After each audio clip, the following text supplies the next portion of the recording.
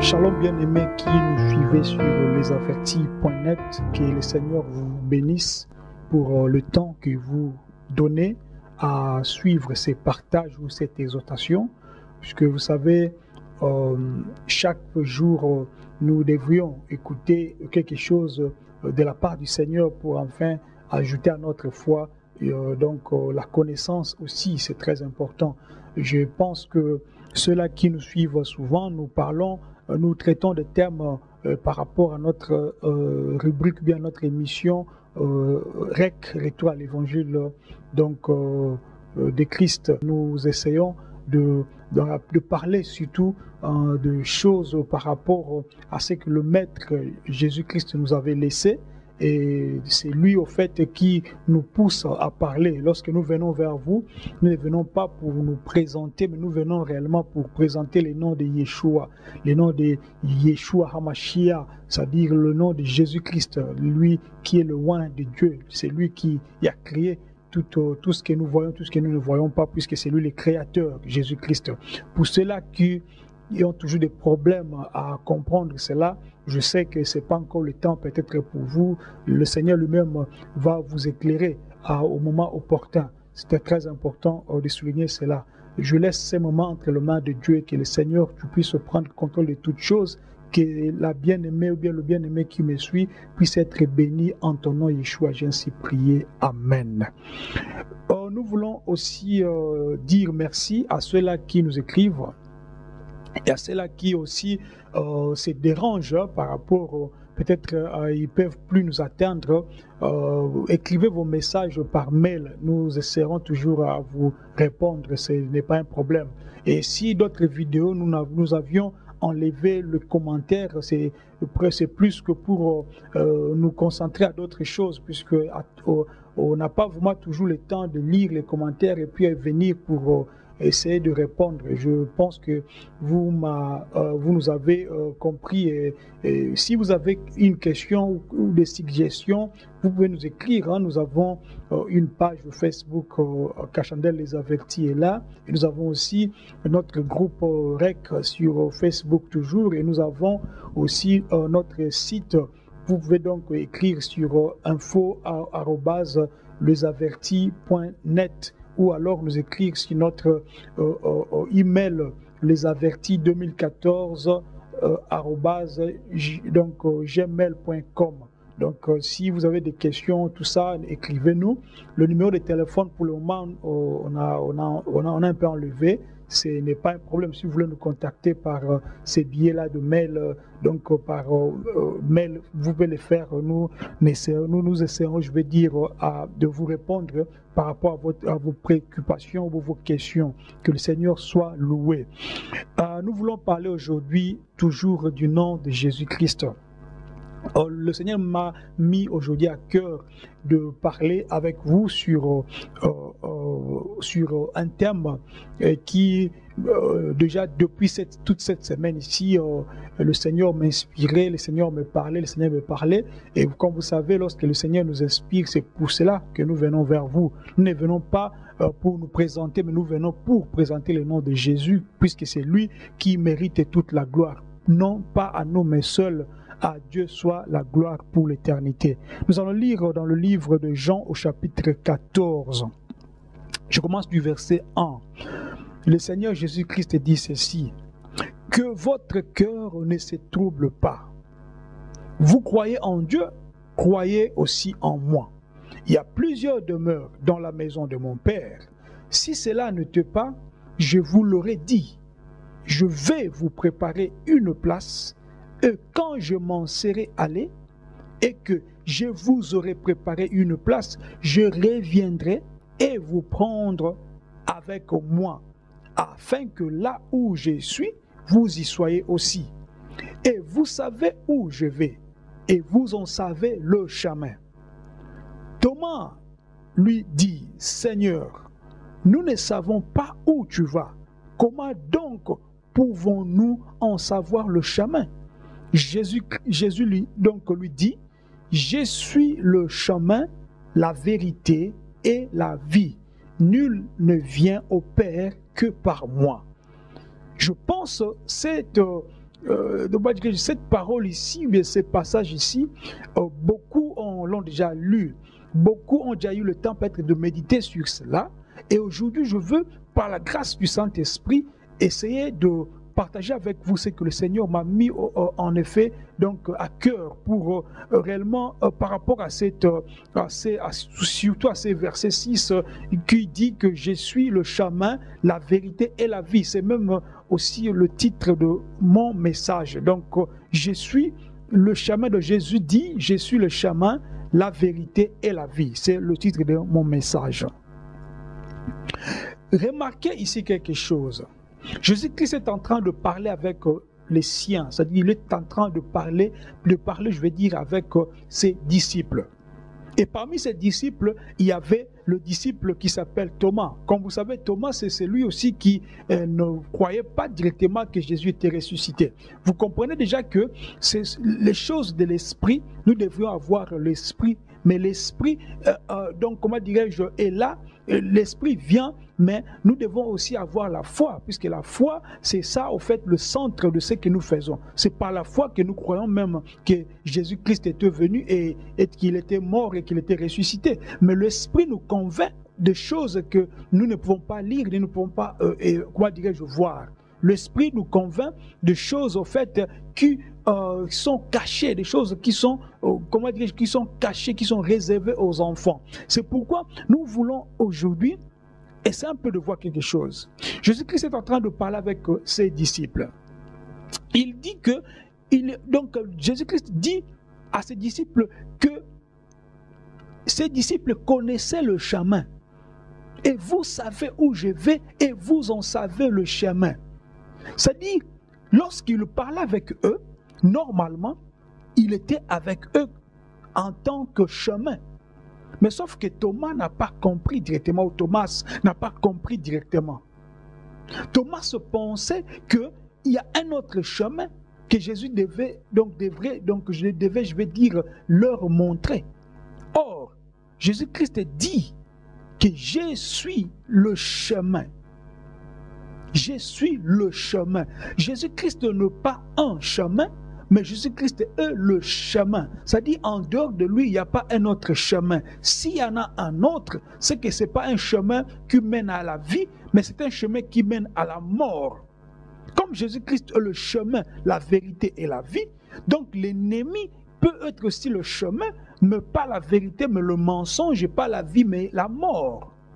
C'est très important de comprendre ces choses. Vous savez, le chemin, c'est une trajectoire, c'est une, je vais dire, disposition. Le chemin, c'est aussi un départ. Pour aller dans une ville quelconque, vous devriez emprunter un chemin. Et pour prendre le chemin, vous devriez avoir l'idée que sur le chemin que vous vous trouvez, comment est-ce que ce chemin est. Est-ce qu'il y a des choses qui vous signalent que le chemin que je me trouve, c'est le bon chemin? Est-ce que le chemin dans lequel tu te trouves, par rapport à la vie chrétienne, qu'est-ce que tu penses, mon bien-aimé? Qu'est-ce que tu penses, ma bien-aimée? Est-ce que le chemin dans lequel tu te trouves, c'est un chemin qui t'amène, qui te donne des choses, comment dirais-je, qui viennent de Dieu? Ou c'est un chemin qui te donne des choses qui viennent du diable? Dans le chemin là où tu te trouves, est-ce que c'est un chemin qui, au fait, te prépare pour aller au ciel? Ou c'est un chemin qui te prépare pour avoir, je ne sais pas, de l'autorité sur cette terre? Est-ce que le chemin dans lequel tu te trouves, ça ce sont des questions que je pose, c'est un chemin qui te permet de voir, je vais dire, les choses de Dieu, ou c'est un chemin qui te permet seulement de voir la science de ce monde? Chaque personne devrait savoir là où il se trouve. Ce message est lancé, je veux dire, à tout le monde, que tu sois chrétien ou païen, que tu sois celui qui croit même que Jésus-Christ n'est pas ton Dieu. Écoute ce message, bien-aimé. Peut-être ce message peut te sauver à la fin.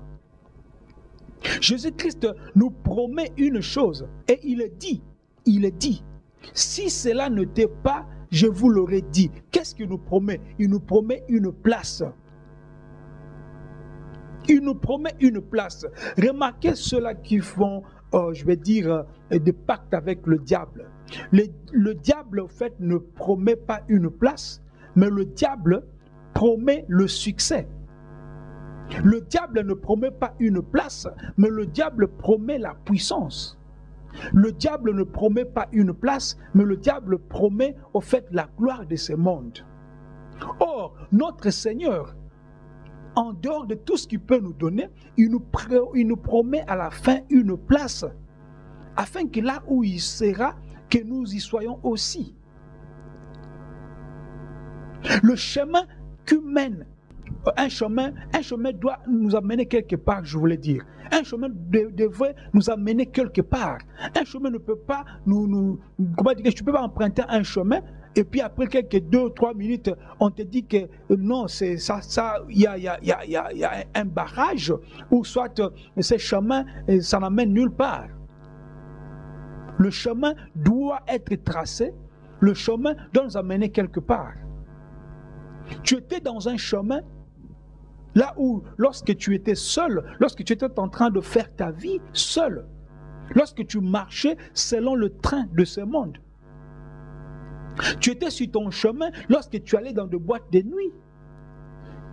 Tu étais sur ton chemin lorsque comment dirais-je, tu tuais des gens, lorsque tu pratiquais de magie. Tu te trouvais sur ton chemin lorsque tu faisais des avortements, lorsque tu avortais. Tu te trouvais sur ton chemin lorsque tu courais derrière le jupon. Tu étais sur ton chemin lorsque tu mentais, lorsque tu volais, lorsque tu tabassais ta femme, lorsque tu injurais ton mari. C'était ton chemin à toi. Maintenant, lorsque tu as connu Jésus-Christ, tu devrais être derrière lui et lui devant. Comme c'est lui la tête de l'Église. L'Église, c'est quoi? Ce sont des chrétiens qui sont éparpillés dans le monde entier, qui suivent le nom, qui suivent le chemin de Jésus-Christ. Lui devant, nous derrière. Lorsque tu quittes ce chemin là où tu étais avant et tu te retrouves dans le chemin de Jésus, ce chemin de Jésus va te permettre d'avoir clair. Je vous donne un exemple, ou bien une illustration dans la Bible. Prenons l'histoire de Saul, qui devint plus tard à l'apôtre Paul. Il se trouvait sur la route vers Damas, mais celui-ci, il partait pour aller tuer des chrétiens, en croyant qu'il était parti faire l'œuvre de Dieu. Alors il était sur son chemin. Et sur ce chemin de Damas, le Seigneur lui a apparu. Le Seigneur l'a stoppé pour lui dire que non, arrête ce que tu fais, tu es en train de me maltraiter, tu es en train de me menacer, tu es en train de me faire souffrir, arrête. Depuis ce temps-là, Paul a changé de direction, Paul a pris un autre chemin, le chemin de la vérité, le chemin de la vie, qui est le chemin du Christ. Lorsque Jésus nous parle, je suis le chemin, il nous fait aussi allusion qu'il est le chemin, c'est-à-dire c'est lui qui est, le je suis, c'est lui. Le je suis qui a croisé au fait Moïse dans Exode chapitre 3 verset 14. Le même je suis qui était avant Abraham dans Jean chapitre 8 verset 58. Le même je suis. C'est lui-là qui nous dit, qui nous rassure qu'il est le chemin, la vérité et la vie. Tu ne peux pas monter dans l'arche de Noé si tu ne te trouves pas sur le chemin de Noé. Noé a été mandaté par Dieu pour construire une arche. Et cette arche devrait sauver l'humanité. Mais ceux-là qui écoutèrent, je veux dire, la voix, et qui n'ont pas cru à ces messages, ils sont morts dans les eaux. Pourquoi? Puisqu'ils n'ont pas compris le message de Jésus, ils n'ont pas compris le message de Dieu.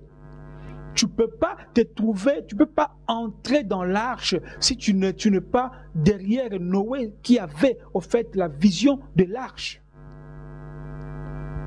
Aussi également, c'est lui tu ne peux pas sortir de Sodome et Gomorrhe si tu ne te traces pas derrière Lot. Puisque c'est lui qui avait reçu la grâce de sortir de ces chemins-là. C'est-à-dire du chemin de Sodome et Gomorrhe. Pour sortir de ces chemins, il a fallu que Lot puisse suivre les anges qui étaient devant lui. Et la femme qui a voulu changer de chemin, changer de trajectoire, elle devint ce qu'elle devint. Vous connaissez l'histoire peut-être. Lisez dans Genèse chapitre, je pense 18, comme ça vous allez voir ça. C'est pourquoi nous sommes en train aujourd'hui de vous parler d'un chemin, un seul chemin, le chemin. Le monde dit que tout chemin mène à Rome, mais tout chemin ne mène pas au ciel. Tout chemin ne mène pas vers le Père. Seulement le chemin de Jésus, seulement c'est de Jésus que nous pouvons voir la gloire de Dieu. C'est de Jésus que nous pouvons avoir la vie éternelle. C'est à partir de Jésus que nous pouvons au fait hériter le royaume des cieux. Nous sommes dans le royaume par rapport au positionnement de ce que nous sommes en train de vivre. Bien aimé, je vais épingler quelque chose. Vous savez, à chaque fois, lorsque nous parlons, il y a des fois que nous venons avec des messages pour dénoncer des mauvaises œuvres. Pourquoi? Notre seule mission, c'est pour vous avertir. Comprenez que nous sommes des avertis. Le Seigneur nous a avertis de beaucoup de choses. Même là, lorsque nous sommes en train de parler aujourd'hui, nous sommes en train de vous avertir que ce monde touche à sa fin. Regardez comment est-ce que des pays commencent à s'attaquer à d'autres nations. Des pays en Europe qui se mettent ensemble pour attaquer d'autres groupes de gens. Pourquoi ils font ça? Puisque une personne, l'humanité ne veut pas échouer sa mission. Or, au-dessus de toute mission, il y a la mission de Jésus. C'est lui qui a la clé. C'est comme au temps de Noé. C'est lui qui avait, je vais dire, le dernier mot, c'est-à-dire le bâton. Or, le Seigneur Dieu lui-même a fermé cette tâche. Pourquoi? Puisqu'on ne pouvait plus ouvrir cela. C'est aussi comme ça, c'est aussi la même chose. Lorsque le Seigneur va revenir, le monde sombrera encore dans le chaos. C'est pourquoi je te dis, toi qui m'écoutes en ce moment, que le temps sont devenus tellement mauvais que tu dois faire ta part. Tu dois accepter Jésus comme le seul Seigneur et le seul Sauveur. Tu dois rentrer dans le chemin de Jésus-Christ pour hériter le royaume des cieux. Tu ne peux pas aller vers le Père si tu ne passes pas par Jésus. Or, c'est lui-même qui est le Père, puisque Ésaïe dit qu'on l'appellera Père éternel. C'est-à-dire, lorsque tu es avec Jésus-Christ, tu es avec le Père déjà. C'est pourquoi nous allons continuer à lire ça. Avant de rentrer sur la vérité, nous allons lire. Jésus-Christ dit encore, si vous me connaissiez, vous connaîtriez aussi mon Père. Mais de maintenant, vous le connaissez et vous l'avez vu. Là, Jésus-Christ prend maintenant sa position initiale, c'est-à-dire la position initiale du Père, pour dire que c'est moi, en fait, comme vous ne connaissez pas Dieu, vous ne connaissez pas le Père, là, vous l'avez maintenant vu, vous m'avez vu maintenant. C'est par moi que vous voyez le Père. C'est moi, au fait, le Père. Mais Jésus-Christ voulait, au fait, que ces gens-là comprennent qu'ils étaient dans le bon.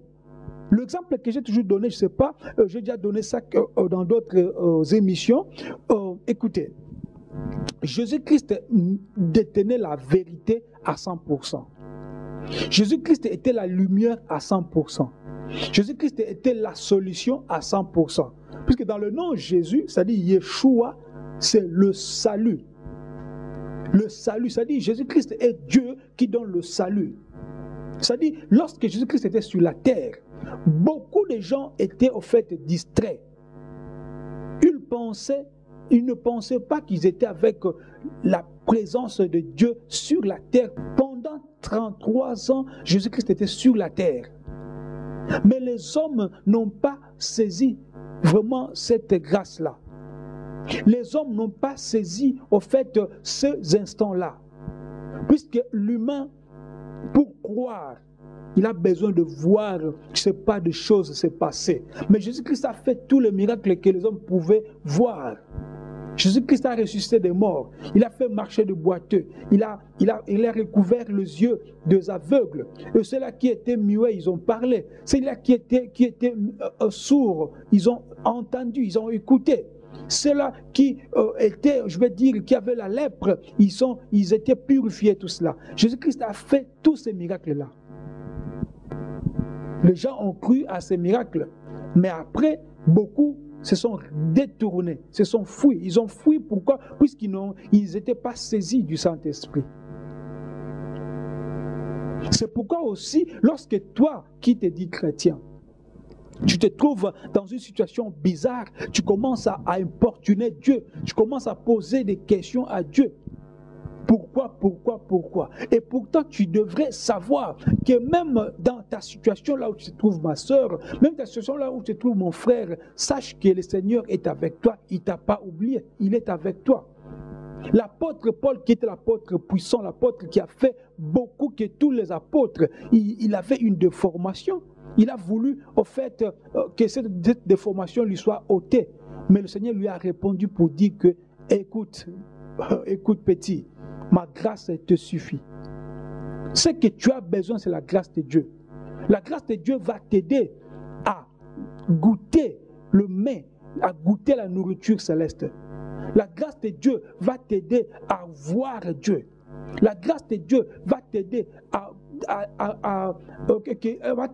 va faire tomber les écailles de tes yeux. La grâce de Dieu va commencer à te donner le cœur d'aimer même ceux-là qui te maltraitent. La grâce de Dieu va t'aider à comprendre la situation dans laquelle nous nous trouvons dans ce monde aujourd'hui. Beaucoup de gens sont dans le frondement. Beaucoup de gens sont désemparés. Beaucoup de gens sont désespérés. Pourquoi? Puisqu'ils mettent leur foi ou bien ils mettent leur espoir sur le système de ce monde. Ils mettent leur espoir sur le chemin de ce monde. Beaucoup des Africains quittent l'Afrique pour venir en Europe par des moyens trop compliqués, trop dangereux. Et beaucoup finissent à mourir dans l'eau. Pourquoi? Puisqu'ils ont voulu venir ici en Europe. C'est-à-dire qu'ils ont voulu prendre un chemin dans lequel ils devraient, pour eux, réussir la vie. Mais au lieu de réussir la vie, ils l'ont perdu. Pourquoi? Puisqu'ils étaient sur le mauvais chemin. Si toi tu m'écoutes, toi qui es en Afrique, sache que là où tu es, le Seigneur peut aussi te bénir. Toi qui te trouves, je ne sais pas dans quel pays en Europe, sache que là où tu es, le Seigneur peut aussi te bénir. Mais à chaque fois, lorsque tu veux faire quelque chose, il faut avoir le discernement, il faut avoir aussi la conviction. Si tu es un enfant de Dieu, le Seigneur va te convaincre autrement si les choses que tu veux faire ne viennent pas de lui. Il va te convaincre autrement. Mais si tu vis ta vie, si tu vis sur ton chemin, tu vas te cogner contre le mur, tu seras alors seul. Pourquoi? Puisque le Seigneur ne sera pas avec toi. Mais si tu es sur le chemin de Jésus, si tu suis Jésus derrière, tu verras que devant toi, même le danger, le Seigneur va t'épargner de cela. Il dit encore qu'il est la vérité. Bien aimé, la vérité ici, c'est une caractéristique aussi de Dieu. La vérité ici, c'est l'absence du mensonge au fait. La vérité ici, c'est l'éclairage, c'est la lumière. La vérité ici, c'est donc, voir de loin, tu vois tout s'est révélé. Si tu vis dans la vérité, tu ne seras pas quelqu'un qui va commencer à calomnier d'autres gens sans raison ou avec raison. Si tu vis dans la vérité, tu ne prendras pas le micro et commencer à injurer d'autres gens ou bien à cautionner d'autres gens ou bien à prendre part à d'autres gens par rapport à ta situation ou bien à une situation quelconque. C'est très important de comprendre ces choses, bien-aimés.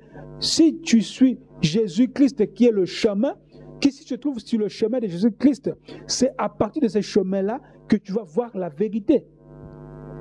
C'est comme lorsque tu te trouves derrière une porte.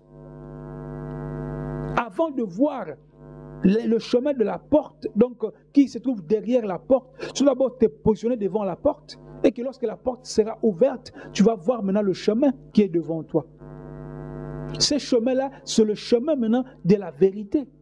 Un chemin qui n'a pas des embûches, même s'il y a des embûches apparemment, mais ces embûches seront des embûches qui vont te fortifier encore, pour te prouver, pour te rendre encore fort. Et le Seigneur sera là avec toi pour te donner la victoire toujours. Tout concourt à ceux qui aiment Dieu. Tu ne dois pas commencer à pleurnicher puisque tu as un problème. Si tu te trouves dans la vérité de Dieu, tu verras la main de Dieu. Et puis il dit qu'il est la vie. Il est la vie, pourquoi? Puisque en lui nous avons la vie éternelle. Puisque la Bible nous dit dans Jean toujours, chapitre 3, verset 16, « Car Dieu a tant aimé le monde qui a donné son Fils, afin que quiconque croit ne périsse point, mais qu'il ait la vie éternelle. » Vous comprenez que là nous avons de parallélisme par rapport à ce que nous sommes en train de dire. C'est-à-dire le chemin qui mène à la vie, c'est Jésus-Christ. C'est-à-dire, lorsque tu crois, afin que quiconque croit ne périsse point, lorsque tu crois déjà, tu ne vas plus périr, puisque tu es dans le bon chemin. C'est pourquoi il faut faire attention, toi, qui viens à Dieu, et puis après tu rétrogrades, tu tombes, tu viens encore.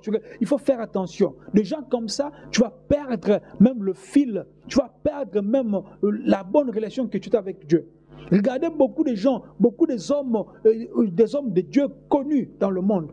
Lorsqu'ils travaillent dans la crainte de Dieu, ils travaillent en collaboration avec le Saint-Esprit, il va faire des choses qui vont étonner le monde.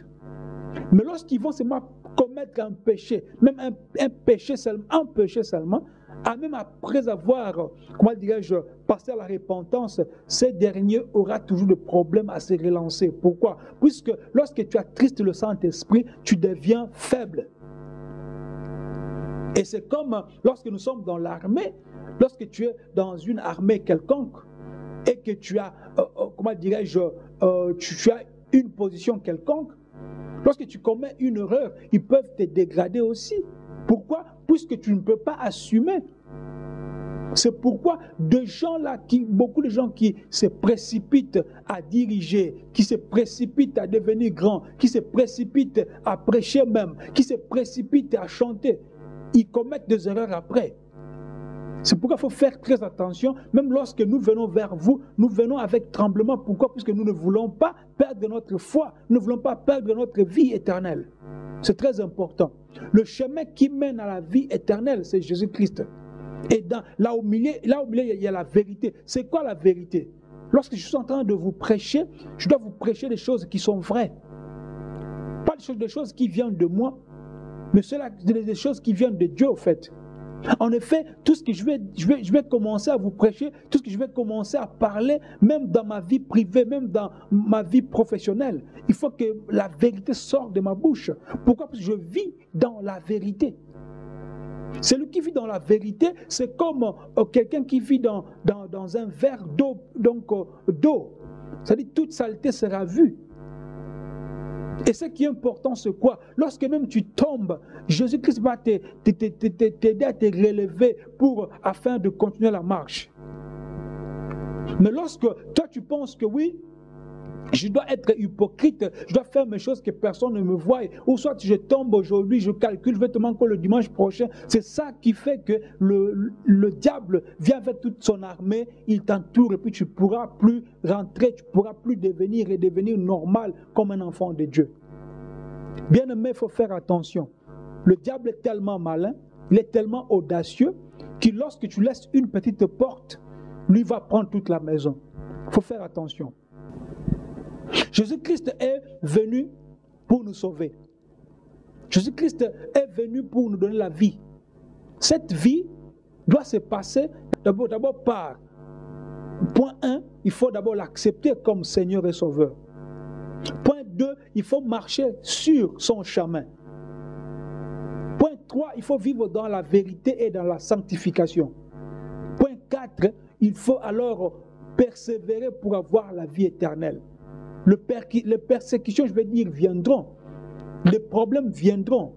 Les hommes vont t'abandonner. Les hommes vont commencer même à t'haïr, à t'injurier.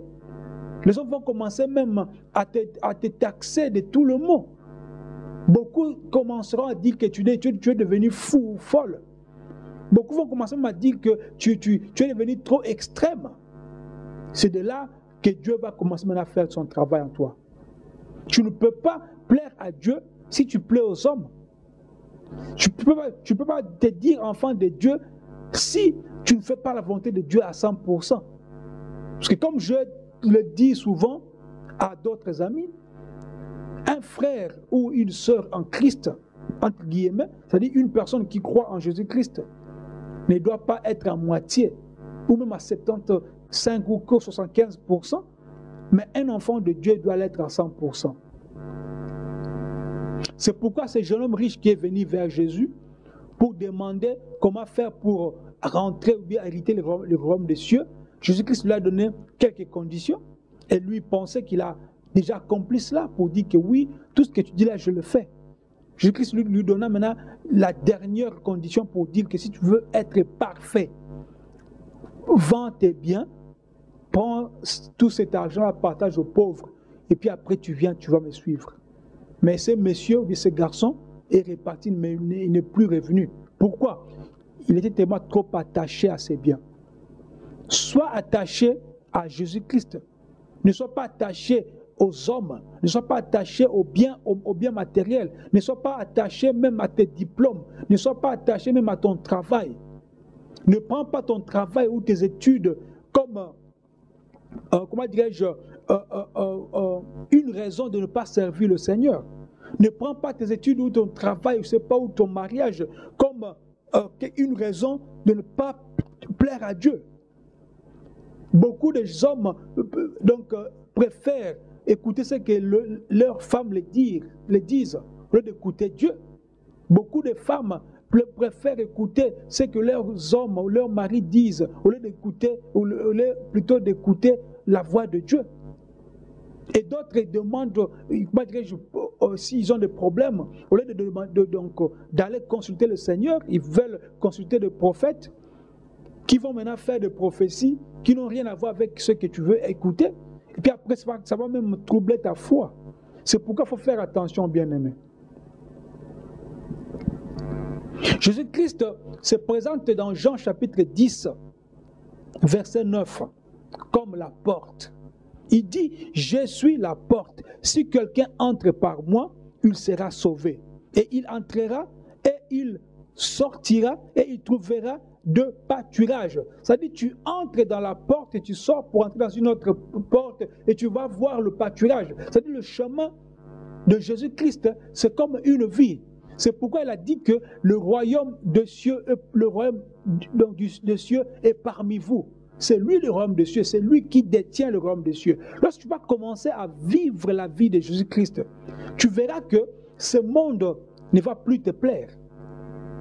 Puisque la Bible nous dit que si tu aimes le monde plus que Dieu, l'amour de Dieu ne point en toi. C'est pour dire que lorsque tu vas rentrer dans le royaume, tu seras quelqu'un qui va maintenant commencer à avoir des sentiments tournés à Dieu seul. Lorsque tu vas entrer dans le royaume, lorsque tu vas commencer à vivre la vie de Dieu, la vie de Jésus, beaucoup des hommes sur la terre, ils ne vont plus te comprendre. Beaucoup des amis, ils ne vont plus te comprendre. Beaucoup de copines, ils ne vont plus te comprendre. Beaucoup même de parents dans la famille, ils ne vont plus te comprendre. Puisque tu vas commencer à parler autrement, tu vas commencer à penser autrement, tu vas commencer à réfléchir autrement. Surtout pour ce qui concerne les choses de Dieu. Là où tu vois le mal, eux vont voir le bien. Là où tu vois le bien, eux vont voir le mal. Les gens que toi tu penses sont en train de servir le Seigneur dans la vérité, eux vont commencer à s'élever contre ces personnes-là. Mais les gens que toi tu penses sont des gourous, marabouts, tout ça, eux vont commencer à soutenir ces gens-là. Aujourd'hui, beaucoup des hommes se fient à, comment dirais-je, aux gens qui parlent bien, lentement, proprement, avec des mots, avec des orthographes, avec de grammaire, avec, je sais pas, avec éloquence. Vous poussez les gens à aller même faire des études, comment bien parler, comment bien faire le discours, comment bien se tenir devant, comment est-ce que je peux porter, comment est-ce que je peux m'habiller avant de parler devant une congrégation, comment est-ce que je dois m'habiller pour prêcher devant les gens. Vous prenez la forme, mais vous oubliez le fond. Le fond, c'est l'esprit. Jésus-Christ qui était Dieu, il avait ni beauté, ni éclat pour attirer, je veux dire, nos regards, ou bien les regards de ceux-là qui regardaient à cette époque-là. Il était tellement simple que lorsqu'ils sont venus l'arrêter, il a fallu que Judas puisse comment dirais-je, faire un signe pour montrer que c'est lui-là, puisqu'il était mélangé avec ses disciples. Cet homme qui avait pris le corps, la chair humaine, or il était Dieu. Beaucoup de gens qui étaient avec lui ne comprenaient pas son langage.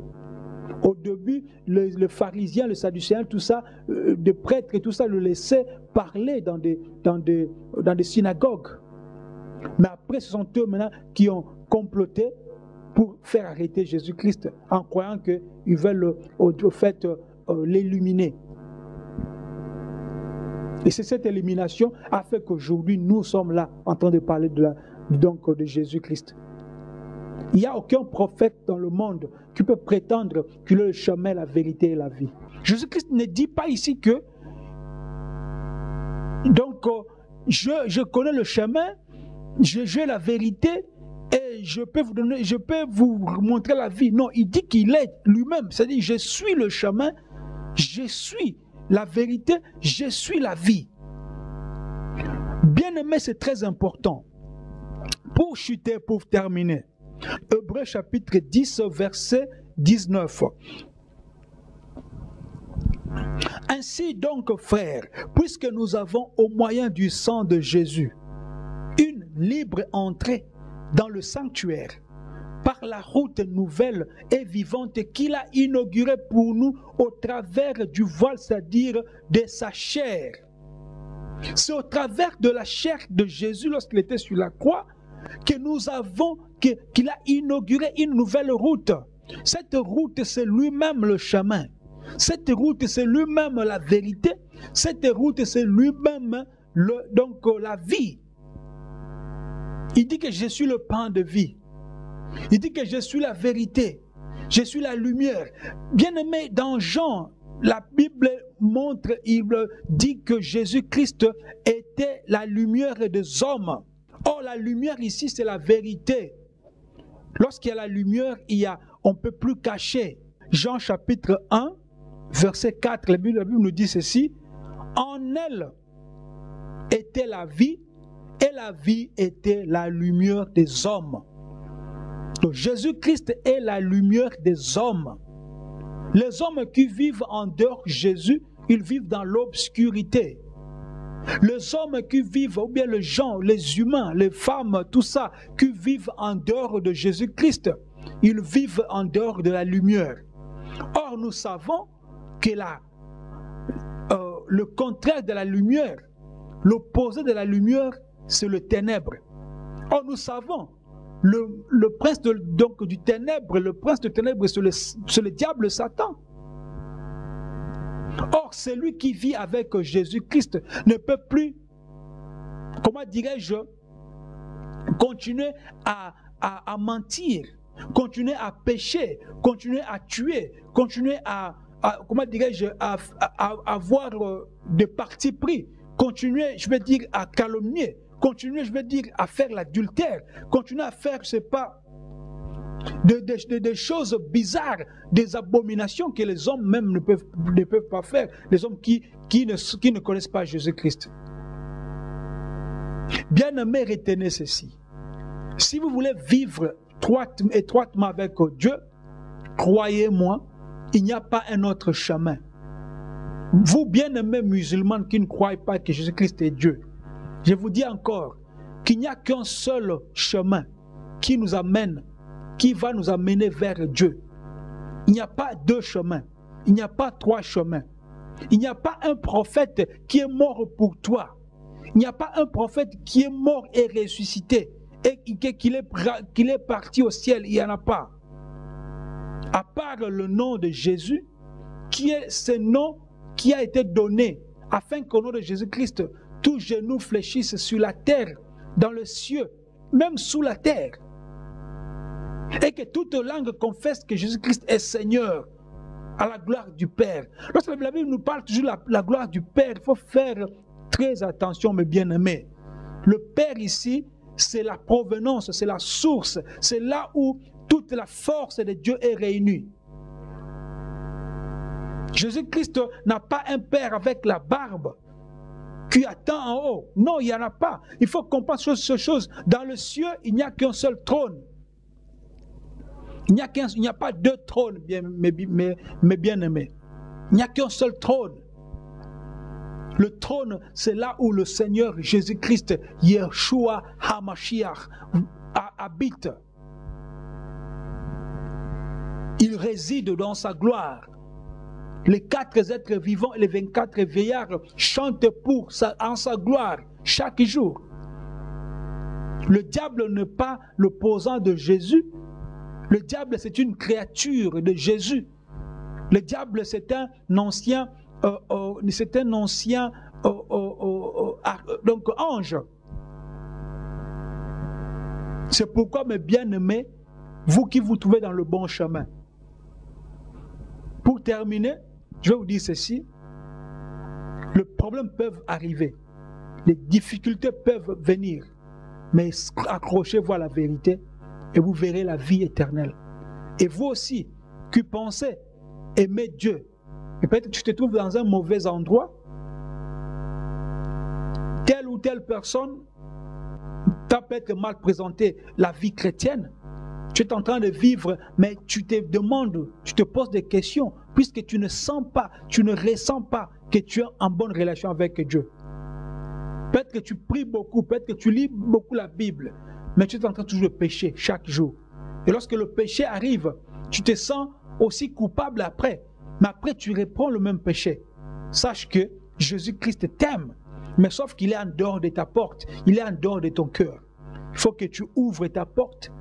Tu ouvres la porte de ton cœur pour laisser au fait le libre accès à ce Créateur qui, même qui nous a créés, nous a laissé au fait, en effet, nous-mêmes la décision de lui laisser entrer ou de lui laisser dehors. Est-ce que tu peux laisser un roi qui vient dans ta vie, dans ta maison, tu peux le laisser dehors? Je ne pense pas. C'est pourquoi prenons Jésus-Christ au sérieux. Prenons la vie chrétienne au sérieux. Les temps sont mauvais. Tout ce que nous voyons aujourd'hui, des guerres, des terrorismes, de changement de loi, tout ça, de mariage d'homosexuels, tout ça, ce sont des signes qui montrent.